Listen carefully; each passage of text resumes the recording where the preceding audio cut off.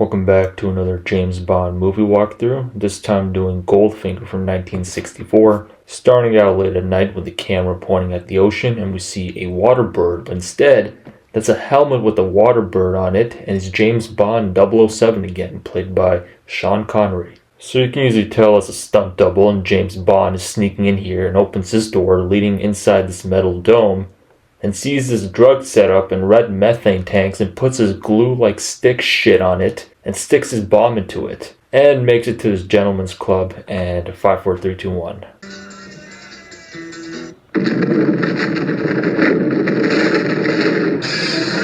So everybody runs off after hearing that explosion and speaks to the guy who gave him the job, that Mr. Ramirez won't be playing any more drug-related revolutions, and James to not go back to his hotel room. And James Bond has to make sure he has to be on a plane to Miami, Florida soon, but he has some business to finish first. And here comes a dude from behind to hit James Bond on the head and sees a reflection from her eye, and this happens.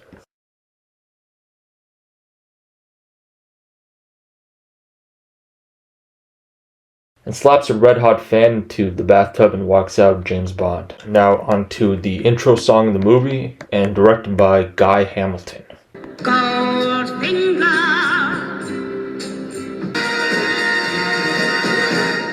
And now I've made it to Miami Beach at this hotel, and everyone enjoying the time. And we see CIA Felix Leiter, played by Sec Linder, looking for James Bond, and see him getting a massage by Dink here. And I'll play part of the scene. Dink, meet Felix Leiter. Hello. Felix, say hello to Dink. Hi, Dink.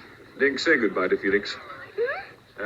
Now it gives James Bond a telegram from M, of course, and about an Orc Goldfinger. And now Felix Leiter points towards Orc Goldfinger himself, played by Gert Frobe, as he is headed to his opponent, who he keeps beating, Mr. Simmons here.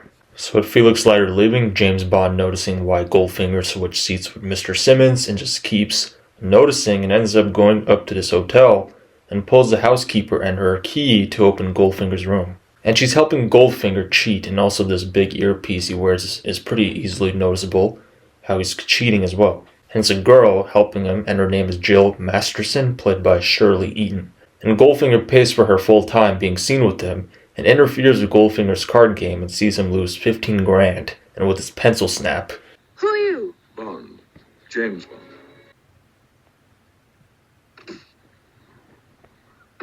Over. And James Bond already having sex with Jill Masterson, no surprise there. And so he does with a buffet, with the radio playing, and now the phone is ringing, and it's Felix Leiter again, wanting to see James Bond again at dinner. But he'll see Felix for breakfast tomorrow instead. Now go get some more Dom Perignon from the fridge, and also this. That's as bad as listening to the Beatles without earmuffs.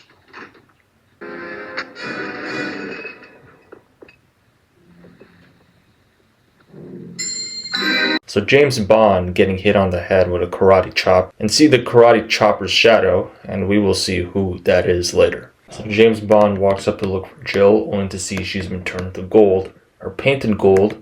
Well, now you know why the movie's called Goldfinger. You know, Orc Goldfinger touching whoever deceives him, it gets turned to gold.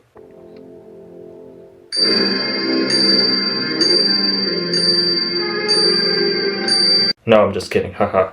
So James Bond telephones the downstairs main desk to get Felix Leiter on the line and tells her Jill is dead and has been painted in gold paint, and he thought it was Dink who died. Felix did. So next scene, we are back at MI6 headquarters in England as James Bond talked to M again, played by Bernard Lee, once again, about Jill Masterson's killing by gold paint causing skin suffocation. So James Bond was really there to watch Goldfinger, as that was his mission in Miami, and M thinking this was personal, even threatening him that 008 will replace him for the mission if he makes this personal about Jill's killing. But M tells him to come back the next day and to come with a black tie. But he's already wearing a black tie right now. So James now meets Moneypenny, played by Lois Maxwell again, and asks her about gold and if he's doing anything today. She is me, Miss Moneypenny. And kindly omit the customary byplay with 007. He's dining with me and I don't want him to be late. Absolutely hilarious. Now for the dinner with Colonel Smithers here, played by Richard Vernon, talking about gold bullion, and especially bullion being stored in Fort Knox, Kentucky, and that gold can be at risk at smuggling, as pointed out by James Bond. And to the main mission, Orc Goldfinger has gold deposits in Zurich, Amsterdam, Hong Kong, and Caracas, all worth £20 million, and he's known for dealing in gold, and wants James Bond to figure it out if Goldfinger isn't doing this illegally, storing gold to make more money off of it. And James suggests it's time to meet Orc Goldfinger, and Colonel Smithers presents him a gold bar for the mission, but will take it once Q presents his gadgets to James Bond the next day. And it's the next day, and we see Q Branch once again, played by Desmond Llewellyn, and James Bond is eager to know where his Bentley Mobile went, but instead will be driving a new car called the Aston Martin DB5, and this car will be driven until the 2020s, with the last movie coming out in 2021.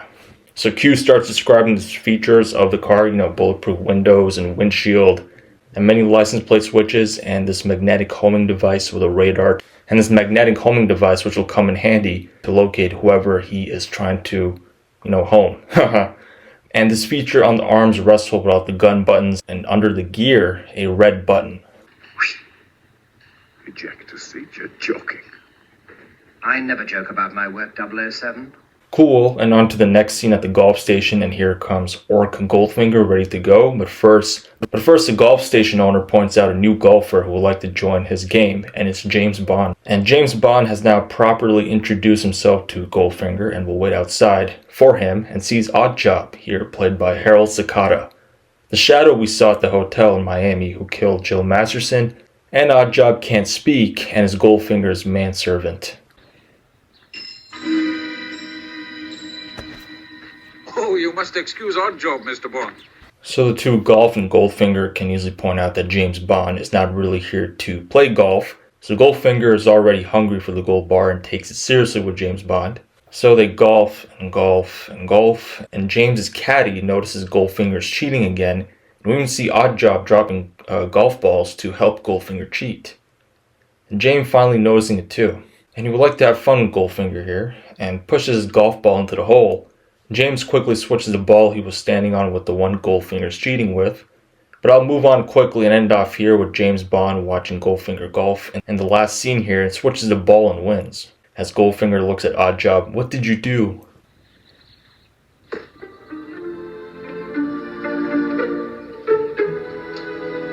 As Oddjob now puts the golf stuff away, and James Bond watching him now puts in this magnetic homing device under his car.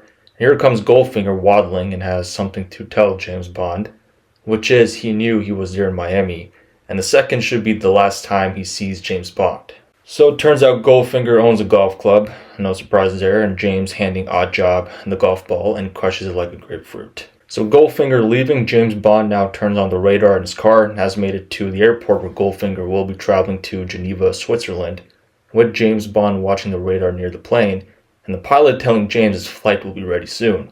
And so James Bond follows Goldfinger in Geneva and follows and follows and follows until he sees a girl from behind honking the horn on who looks like she's also after Goldfinger.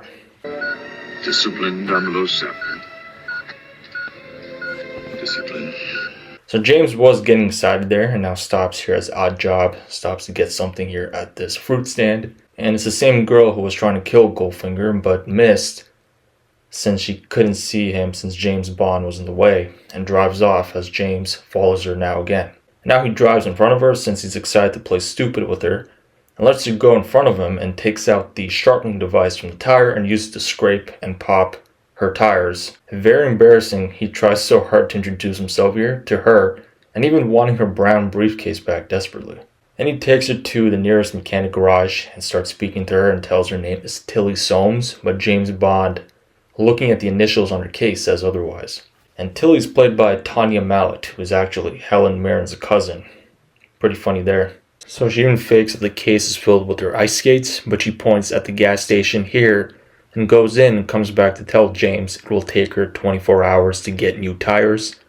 As James Bond checks his radar again at where Goldfinger went, and Tilly comes in to tell him he can leave since there's a hotel nearby. So James is back on the lookout and stops here at Auric Enterprises. Now sneaks in from the forest area to keep an eye with his binoculars, and now instantly it's nighttime and sneaks in like he did in the beginning of the movie and dodges these guards walking around, as James makes it appear as he looks inside the blinds of the place and sees Goldfinger's car being taken apart. And Goldfinger presenting to Mr. Ling, played by Bert Kwok here, that his car here is made out of 18 karat gold, another reason why it's called Goldfinger, haha. But his finger's not made of gold. And yeah, he turns the car into gold bars, and as he walks out with Mr. Ling talking about an Operation Grand Slam, and sneaks back into the forest area, and James spots another spy, and a very thin one too, since Tilly again with a sniper rifle, and James stops and he triggers the alarm wire. Fantastic. Let me go! You're breaking my back! What the hell are you doing here? I want to kill him! Well, that sounded wrong, and James Bond knows her name's Tilly Masterson, not Tilly Soames, and she admits that James was in her way since she was ready to kill Goldfinger, and yes, she is Jill Masterson's sister. And the two will escape in the Aston Martin DB5 as Ling's guards are now chasing them, and obviously a lot of shooting and some cheesy explosion, and stops here since there's no more road, and tells Tilly to wait and signal her to run as he shoots off more of Ling's guys. And here comes Odd Job.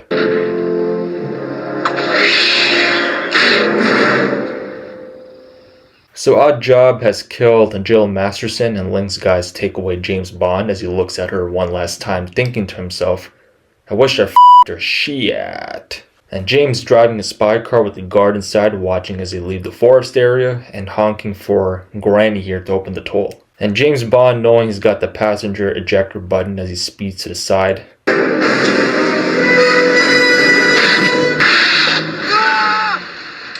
Well, that was lame, and James tries to escape, and even Granny taking out the big Tommy gun. And James Bond here is cooked. So Odd Job now steps out of the car to see if James is dead after crashing into the building and looking at the rear view mirror, smiling, well, on the building that is, and sees James Bond leaning down. So half the movie's now done as James Bond has been taken here as Goldfinger now turns on the lights, and now James Bond is really Agent 007 as he figures it all out. So Goldfinger now points at the laser pointer and is ready to aim at James Bond as he lays on the gold table board, and Goldfinger leaves since he can't be distracted anymore. So James Bond getting the laser hit as he tells Goldfinger 008 will replace him for the mission, or for the rest of the mission, and to make him stay, he acts like he knows something about Operation Grand Slam. And Goldfinger stops the laser and keeps him alive, and gets hit by a tranquilizer gun and wakes up the next day to see a woman watching him wake up. Who are you? My name is Pussy Galore. And her name is Pussy Galore, played by Honor Blackman. And he thought he was dead, and she tells him they're up 35,000 feet in the air, so on a plane. And they are headed for Baltimore, Maryland soon, as My Lee here brings the martini shaken not stirred, James Bond's iconic drink, as he asks for it, and Goldfinger flew ahead of them. And James Bond tries to charm her. You can turn off the charm. I'm immune. Or it just says she's immune. So the plane is ready to land in Baltimore, Maryland soon, and James asking My Lee if any of his luggage survived. So his suitcase survived, but the attaché case given by Q did not. Now it goes into change.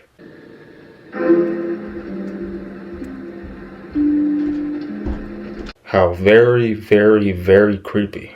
And plants the other extra homing device in the heel of his shoe with My Lee still watching as James Bond sprays shaving cream now to keep her away.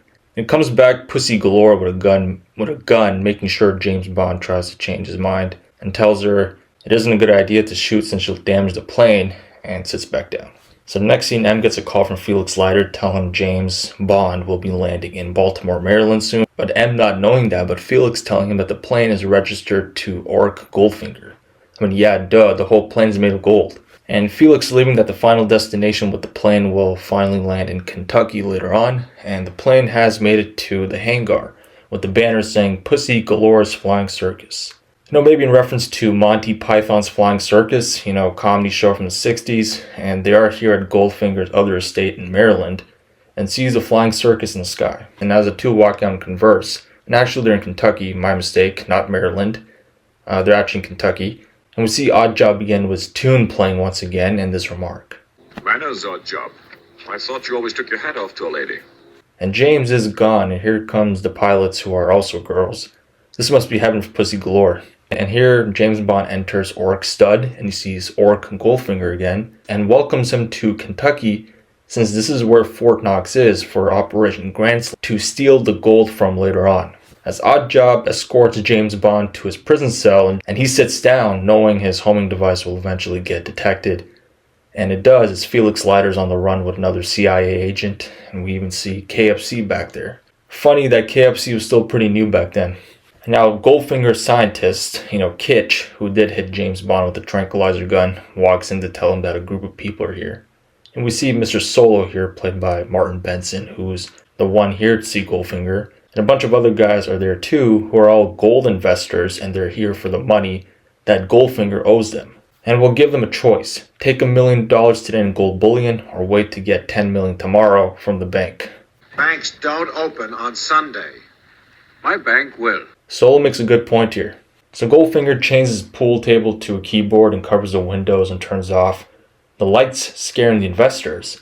But Goldfinger is really showing a map of Fort Knox and that he will be invading it soon to take out all $15 billion in gold. And everyone just laughs at Goldfinger's plan as he presses more buttons on his keyboard, changing the room again with a floor map this time with more presentation, convincing these investors that this will be done. Meanwhile, James Bond trying to get out of here and has fun with the guard here.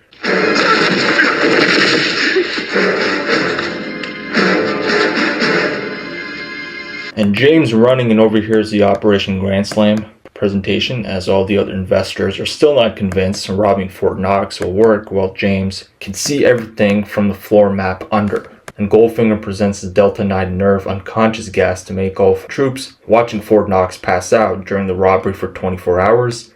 And Goldfinger will do this as Pussy Galore, and her flying circus will be spraying that as they fly over Fort Knox the same day.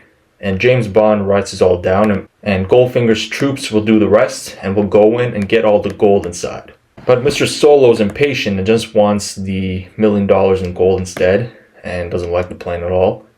And James Bond taking the homing device out from his shoe and sticks it in the paper he was writing on.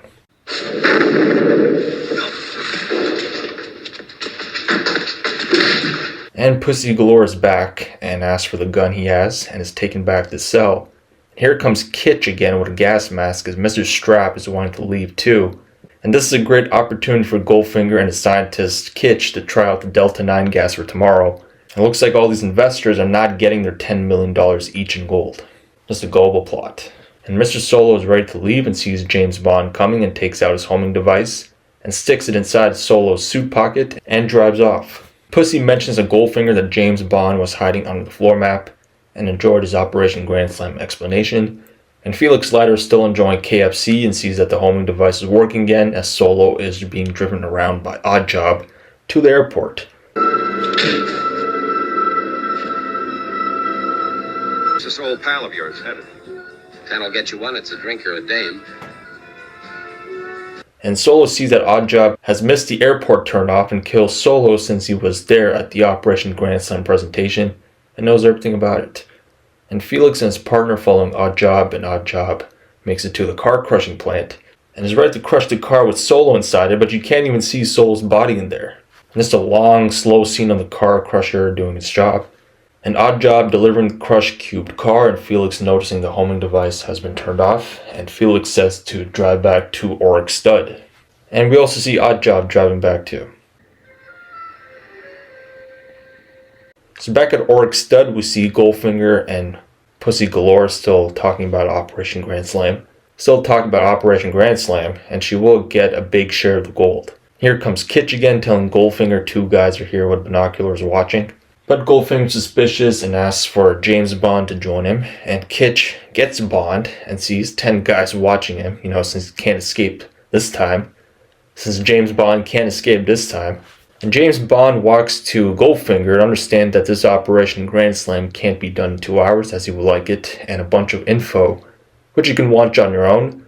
And Goldfinger will have a radioactive effect on the gold but won't be taking it out, since that's his way of causing economic chaos. Make the gold inside Fort Knox poisonous, so radioactive, so no one can touch it except Goldfinger himself. And here comes Oddjob and Goldfinger needing to take Mr. Solo and turn him into gold too, but he's crushed. So I think he turned the other investors into gold too, like Jill Masterson. And Pussy Galore comes out and goes with James Bond towards the barn. That's my James. Haha, Felix. And James Bond wanting Pussy Galore inside the barn, he just wants to her before he dies tomorrow, as he likes to lie to her, and Pussy flips him over and just wants to her, but now tries to kiss since she claims to be gay. And she loves it. Now Pussy Galore's flying circ is ready to go drop the Delta 9 gas over Fort Knox, and I've dropped it, or I've sprayed it, and all the soldiers are dropping down with the gas taking effect, and the head pilot radios in to Goldfinger's guys to go in now. And I thought these were Mr. Ling's guys, and odd job handing James Bond a gas mask. So driving to Fort Knox now, past all these passed out soldiers, even Felix Leiter is passed out too. Even Felix Leiter's unconscious too. And blows up the gate now and heads to the United States Depository and take out the same laser that almost killed James Bond. An odd job handcuffed to James Bond watching the whole thing. And here comes Goldfinger and Pussy in the helicopter. And Mr. Ling is here to arm the radioactive technology to poison the gold in Fort Knox with a bomb activated, or a radioactive bomb. And also this. The bomb's here. Let's get moving, Brigadier. Right, Jack, move in. So I guess Felix Leiter planned this passing out from Delta 9 gas act in advance so did the military, and have 3 minutes to disarm the radioactive bomb. And odd job handcuffing James Bond to the big bomb so that he can die slowly too. But the military have woken up, which was all an act. They were never unconscious, and are killing Goldfinger's guys. And this is so funny that Goldfinger changing into a military uniform and kills Mr. Ling for this. Each one of them search the girl. I'll get to her. You get the door open. How can it not know what org Goldfinger even looks like? With Felix Leiter there too. But Kitch and Oddjob also being locked inside the Fort Knox vault since they're trapped. And Kitch wanting to disarm the bomb forces Oddjob to kill him since the job comes first. So Oddjob is pretty much like Jaws, if you can think of it that way. You know, the henchman from The Spy Who Loved Me. And Oddjob watching James Bond move the bomb with him and grabs a cuff key from the dead Kitch, throwing his deadly hat at him. So there's only 10 minutes left of the movie. We're almost done, guys, don't worry. And James Bond trying to beat away Oddjob, and it's not working, and just keeps on going and going and going and going. And James Bond grabbing his hat and throws it at Oddjob, and this happens.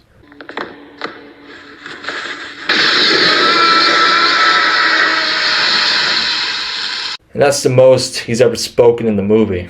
So the military going in now, and still no sign of Goldfinger as James tries to break the radioactive bomb with these gold bars. And breaks it open and tries to turn it off quickly. And with 007 seconds left, and it's all done and I knew it, Felix did get a call from Washington that Pussy actually killed the Delta 9 gas canisters from being spewed over at Fort Knox. Hence why the military and Felix faked the whole thing passing out. Faked the whole unconscious act. And James f***ing her worked. Made her call Washington. I must have appealed to her maternal instincts. And at the airport now, as James Bond is asked to see the President of the United States to thank him formally. And look who's back after tying up the real pilots. So Goldfinger ready to shoot, and Pussy Galore flying the plane they're in right now. And a fight breaks out between the two, and Goldfinger being pushed out the window. And Pussy trying to control the plane and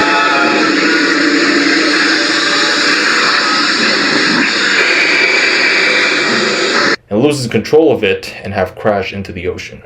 And the CIA is back looking for James Bond as Felix Leiter searches the island. And that's it. Goldfinger from 1964. A great movie, pretty simple. You know, shortest James Bond movie since all the other movies are over 2 hours long. But James Bond will come back in Thunderball, which I won't do for a long time. So see you next time in GoldenEye from 1999. Take care, see you soon, and watch away.